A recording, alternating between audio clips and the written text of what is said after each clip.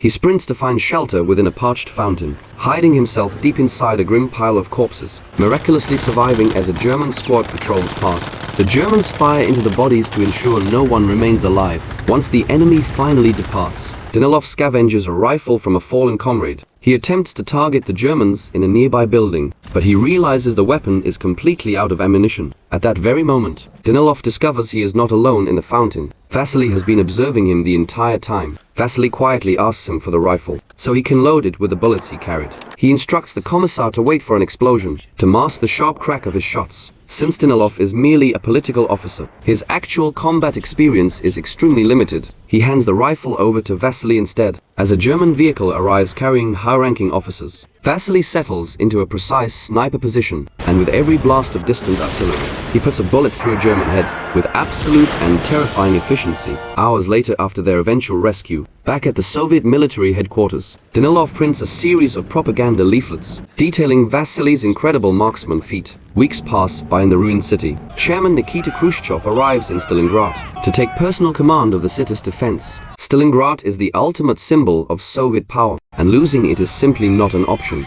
Furious over the mounting casualties, he demands fresh ideas from his subordinates on how to restore the morale of the troops. Most officers suggest the same old punishments, but Danilov proposes something radical. He believes that instead of fear, they must deliver hope to the people. They need a hero to inspire the masses, to make them want to fight for the motherland, and he has found the perfect candidate for the job. Khrushchev approves the plan immediately, promoting Danilov to the rank of senior lieutenant. Vassili's face soon covers the front pages, presented as a legendary example to follow. He is also promoted for his service, and assigned to the elite sniper division. From that point forward, Vassili becomes the iconic face of the Red Army, both a national hero and a propaganda icon. His exploits appear in every edition of the newspaper, and his image is plastered on every wall. One day during a routine mission, Vassili's team is found by a young boy named Sasha Filippov. The boy deeply admires the famous sniper. He invites Vassili to his humble home, where his mother, Mrs. Filippov, prepares dinner as a thank you for defending their homeland. Soon after they arrive at the house, Danilov appears with bags of fan mail, sent from citizens all across the country. To maintain the myth of the hero, Danilov dictates the replies for Vassili, even helping him with his basic spelling. Another person joins the gathering later, Tanya, the girl from the train, who is like a sister to young Sasha, and has joined the local militia as a private. She is also fluent in German, having studied the language at the university. Danilov tries to recruit her for desk work, knowing they need translators for intelligence. But Tanya insists on staying in the fight. Since the militia is desperate for soldiers, she only agrees to be reassigned when Danilov promises more men for her unit, in exchange for her linguistic skills. Meanwhile, the German army begins to bleed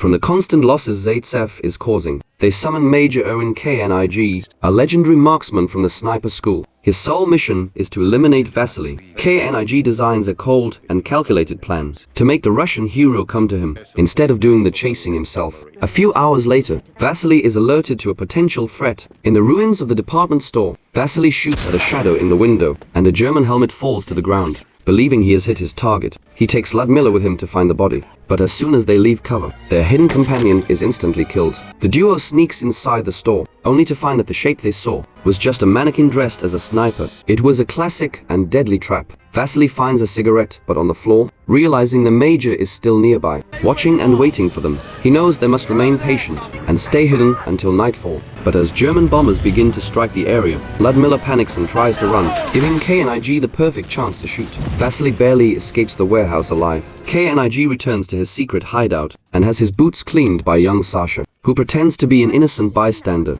But the boy is actually a double agent, feeding Konig minor details about Vassili in exchange for food and trust, hoping to learn the Major's whereabouts. When the Red Army learns of Knig's arrival, they bring in his former student Kulikov to teach Vassili how the master sniper thinks and help orchestrate his downfall. Before returning to the hunt, Vassili attends a celebration in his honor. After a brief reunion with Tanya, he is paraded before international journalists, forced to answer questions and pose for photos. Khrushchev shows him a massive portrait of Stalin, claiming the leader is always watching. Seeing the painting triggers a memory of the day his grandfather taught him to shoot. He recalls how he missed the first shot, allowing a wolf to kill their horse. A few days later, Vassili and Kulikov enter a ruined factory, where intel says KNIG is hiding. They move with extreme caution. They find another body posed as a decoy, meaning they are on the right track. After crossing a dangerous open zone and dodging enemy sniper fire, they take out 2 German technicians. As evening approaches, a third partner named Volodya leaves to fetch some hot soup, but he is captured by the Germans. KNIG tries to force a confession to reveal Zaitsev's exact position. When Volodya refuses to talk, they dress him in German gear and send him out as a decoy, not knowing who it really is. Kulikov kills him instantly. This move was intended to reveal the Germans' nest, but KNIG does not fall for the trick. The duo decides to change their position,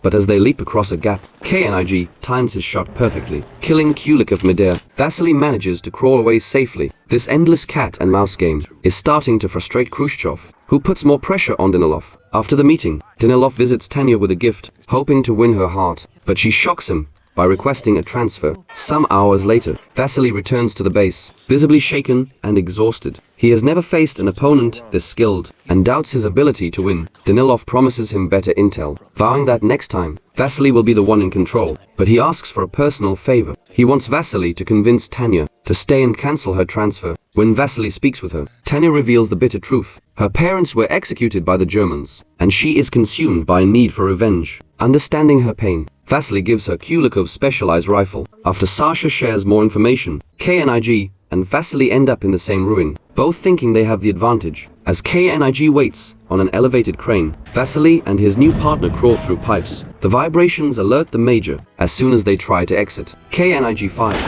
Vassili loses his rifle and his partner is wounded. He sends the wounded man back and tries to recover his weapon by using a rope and a knife, but KNIG is too precise, cutting the rope with a single shot. As planes bomb the area, the glass roof shatters. Reflections expose Vassili's face to KNIG's scope. Back at headquarters, Danilov tries one last time to stop Tanya, arguing her mind is too valuable to lose. Their argument is cut short by the return of the wounded sniper. Tanya rushes through the pipes to find Vassili in the standoff. As soon as he sees her, he tells her to stay low and follow his lead. Just as KNIG watched him through glass, Vassili uses a shard to track the major. He asks Tanya to use another piece to reflect the sunlight and blind the German sniper. This creates a split-second window for Vassili to grab his rifle and fire. He doesn't kill KNIG, but he severely wounds his hand. Later that night, Vassili and Tanya reunite. They celebrate their survival with the troops and find a quiet moment in the barracks to share a night of intimacy. The following morning, Vassili asks Danilov to stop the stories. He can no longer bear the burden of being a hero. He wants to be a normal soldier again. Danilov refuses, using young Sasha to guilt-trip him. The boy looks at Vassili with such hope that Zaitsev cannot say no. Sasha leads him to the next ambush zone. Vassili hides among a pile of corpses, waiting for the major to appear.